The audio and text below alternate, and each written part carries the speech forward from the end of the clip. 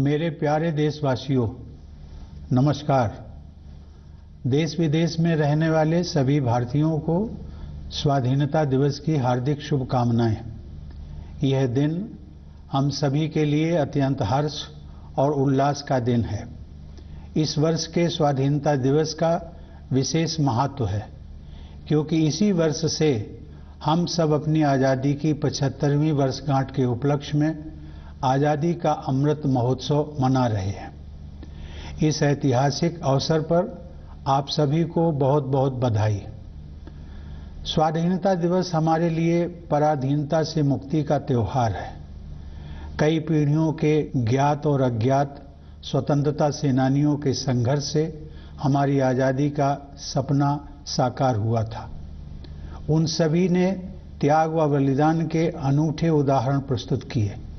उनके शौर्य और पराक्रम के बल पर ही आज हम और आप आज़ादी की सांस ले रहे हैं। मैं उन सभी अमर सेनानियों की पावन स्मृति को श्रद्धापूर्वक नमन करता हूं। अनेक देशों की तरह हमारे राष्ट्र को भी विदेशी हुकूमत के दौरान बहुत अन्याय और अत्याचार सहने पड़े, परंतु भारत की विशेषता यह थी कि गांधी जी के नेतृत्व में हमारा स्वाधीनता आंदोलन सत्य और अहिंसा के सिद्धांतों पर आधारित रहा।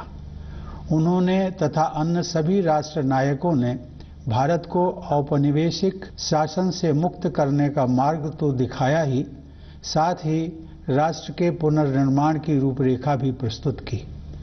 उन्होंने भारतीय जीवन मूल्यों और मानवीय गरिमा को पुनः स्थापित करने के लिए भी भरपूर प्रयास किए। अपने गणतंत्र की विगत 75 वर्षों की यात्रा पर जब हम नज़र डालते हैं तो हमें यह गर्व होता है कि हमने प्रगति पथ पर काफ़ी लंबी दूरी तय कर ली है। गांधी जी ने हमें यह सिखाया है कि गलत दिशा में तेजी से कदम बढ़ाने से अच्छा है कि सही दिशा में धीरे ही सही लेकिन सधे हुए कदमों से आगे बढ़ा जाए। अनेक परंपराओं से समृद्ध भारत के सबसे बड़े और जीवंत लोकतंत्र की अद्भुत सफलता को विश्व समुदाय सम्मान के साथ देखता है। प्यारे देशवासियों, हाल ही में संपन्न टोक्यो ओलंपिक में हमारे खिलाड़ियों ने अपने शानदार प्रदर्शन से देश का गौरव बढ़ाया है। भारत ने ओलंपिक खेलों में अपनी भागीदारी के 121 वर्षों में सबसे अधिक मेडल जीतने का इतिहास रचा है। हमारी बेटियों ने अनेक बाधाओं को पार करते हुए खेल के मैदानों में विश्व स्तर की उत्कृष्टता हासिल की है। खेल कूद के साथ साथ जीवन के हर क्षेत्र में महिलाओं की भागीदारी और सफलता में युगांतरकारी परिवर्तन हो रहे हैं। उच्च शिक्षण संस्थानों से लेकर सशस्त्र बलों तक, प्रयोगशालाओं से लेकर खेल के मैदानों तक हमारी बेटियां अपनी अलग पहचान बना रही हैं। बेटियों की इस सफलता में मुझे भविष्य के विकसित भारत की झलक दिखाई देती है। मैं हर माता पिता से आग्रह करता हूं कि वे ऐसी होनहार बेटियों के परिवारों से शिक्षा लें और अपनी बेटियों को भी आगे बढ़ने के अवसर प्रदान करें। पिछले साल की तरह महामारी के कारण इस वर्ष भी स्वतंत्रता दिवस समारोह बड़े पैमाने पर नहीं मनाए जा सकेंगे, लेकिन हम सबके हृदय में हरदम भरपूर उत्साह बना हुआ है। हालांकि महामारी की तीव्रता में कमी आई है, लेकिन कोरोना वायरस का प्रभाव अभी समाप्त नहीं हुआ है। इस वर्ष आई महामारी की दूसरी लहर के विनाशकारी प्रभाव से हम अभी तक उबर नहीं पाए हैं। पिछले वर्ष सभी लोगों के असाधारण प्रयासों के बल पर हम संक्रमण के प्रसार पर काबू पाने में सफल रहे थे। हमारे वैज्ञानिकों ने बहुत ही कम समय में वैक्सीन तैयार करने का कठिन काम संपन्न कर लिया। इसलिए इस वर्ष के आरंभ में हम सब विश्वास से भरे हुए थे, क्योंकि हमने इतिहास का सबसे बड़ा टीकाकरण अभियान शुरू कर दिया था। फिर भी कोरोना वायरस के नए रूपों और अन्य अप्रत्याशित कारणों के परिणाम स्वरूप हमें दूसरी लहर का भयावह प्रकोप झेलना पड़ा। मुझे इस बात का गहरा दुख है कि दूसरी लहर में बहुतेरे लोगों की प्राण रक्षा नहीं की जा सकी और बहुत से लोगों को भारी कष्ट सहने पड़े। यह अभूतपूर्व संकट का समय था। मैं पूरे देश की ओर से आप सभी पीड़ित परिवारों के दुख में बराबर का भागीदार हूं। यह वायरस एक अदृश्य व शक्तिशाली शत्रु है जिसका विज्ञान द्वारा सराहनीय गति के साथ सामना किया जा रहा है। हमें इस बात का संतोष है कि इस महामारी में हमने जितने लोगों की जानें गंवाई हैं उससे अधिक लोगों की प्राण रक्षा कर सके हैं। एक बार फिर हम अपने सामूहिक संकल्प के बल पर ही दूसरी लहर में कमी देख पा रहे हैं। हर तरह के जोखिम उठाते हुए हमारे डॉक्टरों, नर्सों, स्वास्थ्य कर्मियों, प्रशासकों और अन्य कोरोना योद्धाओं के प्रयासों से कोरोना की दूसरी लहर पर काबू पाया जा रहा है। कोविड की दूसरी लहर से हमारी सार्वजनिक स्वास्थ्य सेवाओं के बुनियादी ढांचे पर बहुत दबाव पड़ा है। सच तो यह है कि विकसित अर्थव्यवस्थाओं समेत किसी भी देश का बुनियादी ढांचा इस विकराल संकट का सामना करने में समर्थ सिद्ध नहीं हुआ। हमने स्वास्थ्य व्यवस्था को मजबूत बनाने के लिए युद्ध स्तर पर प्रयास किए। देश के नेतृत्व ने इस चुनौती का डटकर सामना किया। केंद्र सरकार के प्रयासों के साथ साथ राज्य सरकारों, निजी क्षेत्र की स्वास्थ्य सुविधाओं, गैर सरकारी संगठनों तथा अन्य समूहों ने सक्रिय योगदान किया। इस असाधारण अभियान में कई देशों ने उदारता से अनिवार्य वस्तुएं उसी तरह साझा की जैसे भारत ने बहुत से देशों को दवाइयां, उपकरण और वैक्सीन उपलब्ध कराई थी। इस सहायता के लिए मैं विश्व समुदाय का आभार प्रकट करता हूं। इन सभी प्रयासों के परिणाम स्वरूप काफी हद तक सामान्य स्थिति बहाल हो गई है और अब हमारे अधिकांश देशवासी राहत की सांस ले रहे हैं। अब तक के अनुभव से यही सीख मिली है कि अभी हम सबको लगातार सावधानी बरतने की जरूरत है।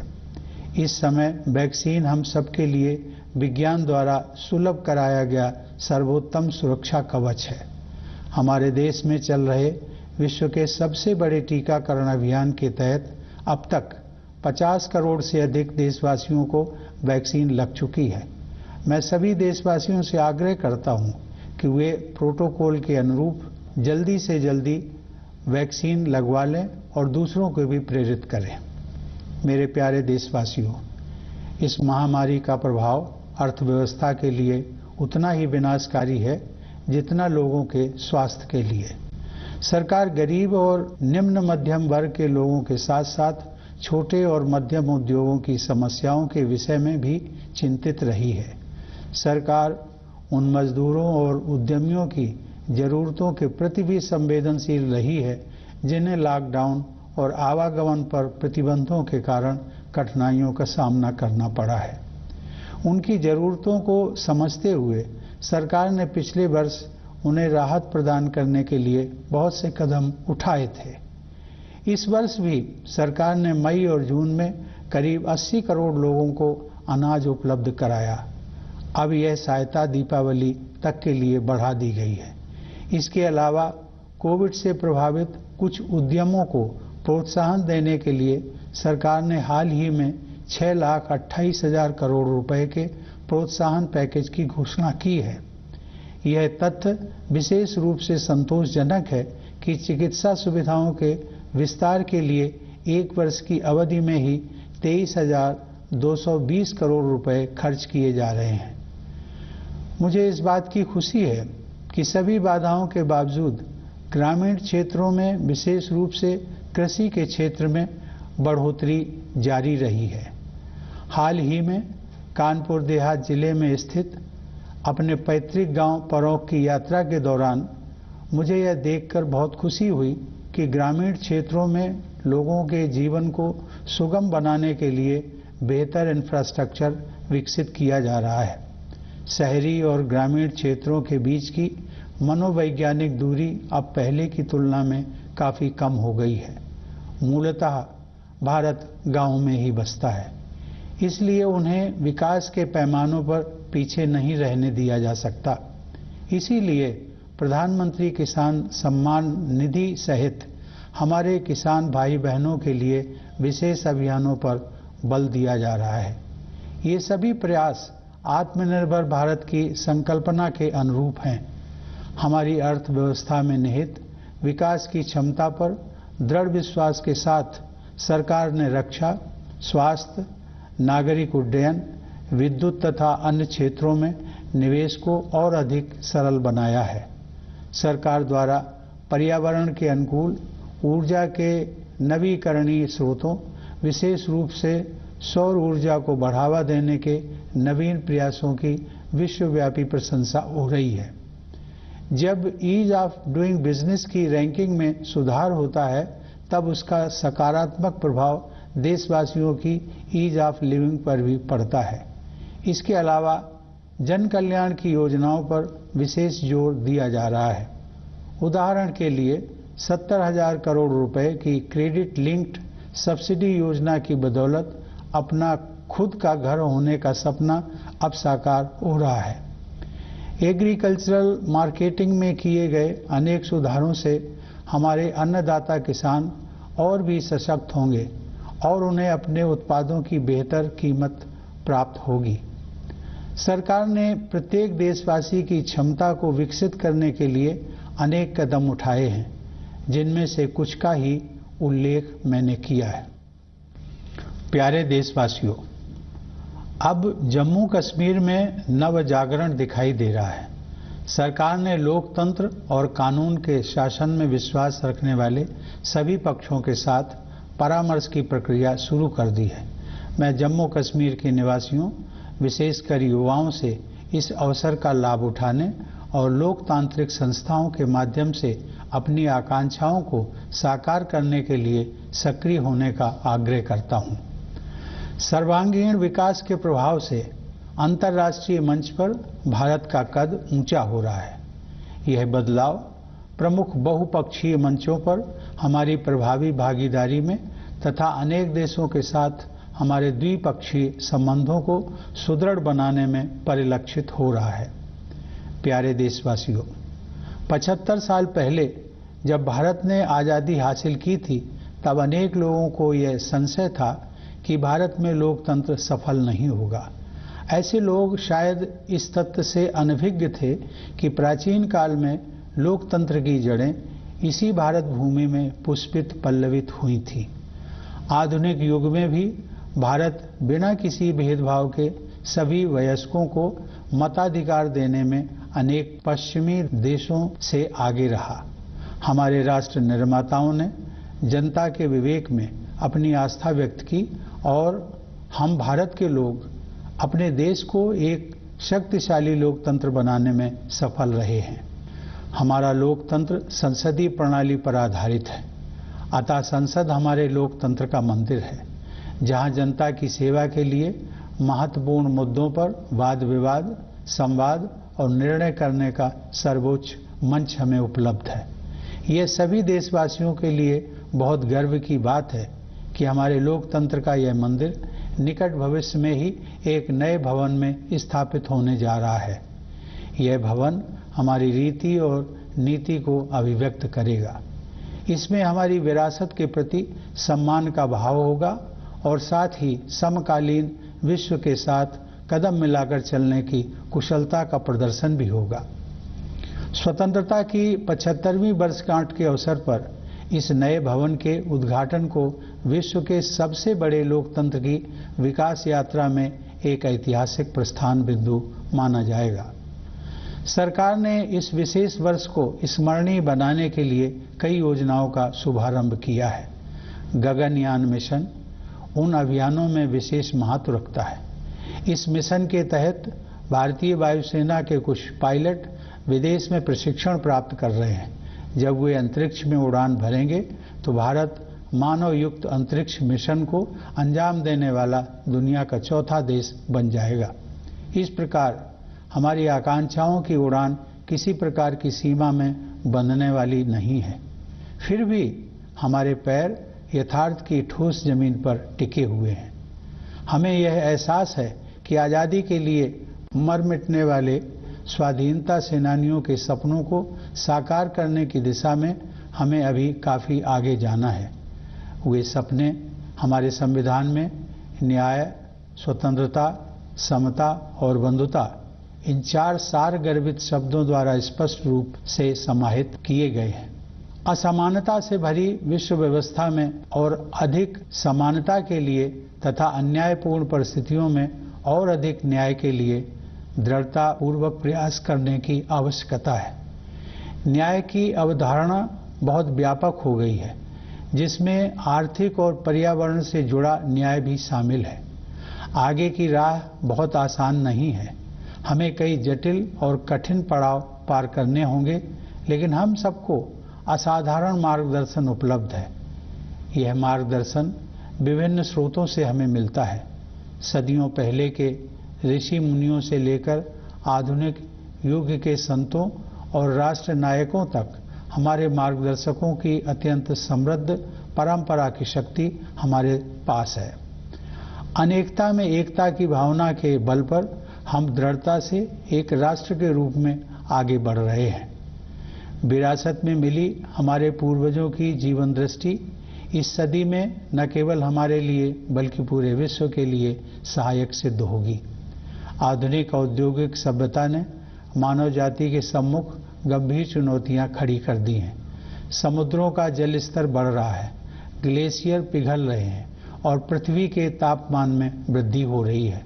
इस प्रकार जलवायु परिवर्तन की समस्या हमारे जीवन को प्रभावित कर रही है। हमारे लिए गर्व की बात है कि भारत ने न केवल पेरिस जलवायु समझौते का पालन किया है, बल्कि जलवायु की रक्षा के लिए तय की गई प्रतिबद्धता से भी अधिक योगदान कर रहा है। फिर भी मानवता को विश्व स्तर पर अपने तौर तरीके बदलने की सख्त जरूरत है। इसीलिए भारतीय ज्ञान परंपरा की ओर दुनिया का रुझान बढ़ता जा रहा है। ऐसी ज्ञान परंपरा जो वेदों और उपनिषदों के रचनाकारों द्वारा निर्मित की गई, रामायण और महाभारत में वर्णित की गई, भगवान महावीर, भगवान बुद्ध तथा गुरु नानक द्वारा प्रसारित की गई और महात्मा गांधी जैसे लोगों के जीवन में परिलक्षित हुई। गांधी जी ने कहा था कि प्रकृति के अनुरूप जीने की कला सीखने के लिए प्रयास करना पड़ता है, लेकिन एक बार जब आप नदियों और पहाड़ों, पशुओं और पक्षियों के साथ संबंध बना लेते हैं तो प्रकृति अपने रहस्यों को आपके सामने प्रकट कर देती है। आइए हम संकल्प लें कि गांधी जी के इस संदेश को आत्मसात करेंगे और जिस भारत भूमि पर हम रहते हैं उसके पर्यावरण के संरक्षण के लिए त्याग भी करेंगे। हमारे स्वतंत्रता सेनानियों में देश प्रेम और त्याग की भावना सर्वोपरि थी। उन्होंने अपने हितों की चिंता न करते हुए हर प्रकार की चुनौतियों का सामना किया। मैंने देखा है कि कोरोना के संकट का सामना करने में भी लाखों लोगों ने अपनी परवाह न करते हुए मानवता के प्रति निस्वार्थ भाव से दूसरों के स्वास्थ्य और प्राणों की रक्षा के लिए भारी जोखिम उठाए हैं। ऐसे सभी कोविड योद्धाओं की मैं हृदय से सराहना करता हूं। अनेक कोविड योद्धाओं को अपनी जान भी गंवानी पड़ी है। मैं उन सब की स्मृति को नमन करता हूं। हाल ही में कारगिल विजय दिवस के उपलक्ष्य में मैं लद्दाख स्थित कारगिल युद्ध स्मारक द्रास में अपने बहादुर जवानों को श्रद्धांजलि देने के लिए जाना चाहता था, लेकिन रास्ते में मौसम खराब हो जाने की वजह से मेरा उस स्मारक तक जाना संभव नहीं हो पाया। वीर सैनिकों के सम्मान में उस दिन मैंने बारामूला में डैगर वार मेमोरियल पर शहीदों को श्रद्धांजलि अर्पित की। वह मेमोरियल उन सभी सैनिकों की स्मृति में बनाया गया है जिन्होंने अपने कर्तव्य पथ पर सर्वोच्च बलिदान दिया है। उन जाबाज योद्धाओं की वीरता और त्याग की सराहना करते हुए मैंने देखा कि उस युद्ध स्मारक में एक आदर्श वाक्य अंकित है, मेरा हर काम देश के नाम। यह आदर्श वाक्य हम सभी देशवासियों को मंत्र के रूप में आत्मसात कर लेना चाहिए तथा राष्ट्र के विकास के लिए पूरी निष्ठा व समर्पण से कार्य करना चाहिए। मैं चाहूँगा कि राष्ट्र और समाज के हित को सर्वोपरि रखने की इसी भावना के साथ हम सभी देशवासी भारत को प्रगति के पथ पर आगे ले जाने के लिए एकजुट हो जाएं। मेरे प्यारे देशवासियों, मैं विशेष रूप से भारतीय सशस्त्र बलों के वीर जवानों की सराहना करता हूं, जिन्होंने हमारी स्वतंत्रता की रक्षा की है और आवश्यकता पड़ने पर साहस बलिदान भी दिया है। मैं सभी प्रवासी भारतीयों की भी प्रशंसा करता हूं। उन्होंने जिस देश में भी घर बसाया है, वहां अपनी मातृभूमि की छवि को उज्जवल बनाए रखा है। मैं एक बार फिर आप सभी को भारत के 75वें स्वतंत्रता दिवस की पूर्व संध्या पर बधाई देता हूं। यह वर्षगांठ मनाते हुए मेरा हृदय सहज ही आज़ादी के शताब्दी वर्ष 2047 के सशक्त, समृद्ध और शांतिपूर्ण भारत की परिकल्पना से भरा हुआ है। मैं यह मंगल कामना करता हूं कि हमारे सभी देशवासी कोविड महामारी के प्रकोप से मुक्त हों तथा सुख और समृद्धि के मार्ग पर आगे बढ़ें। एक बार पुनः आप सभी को मेरी शुभकामनाएं। धन्यवाद। जय हिंद।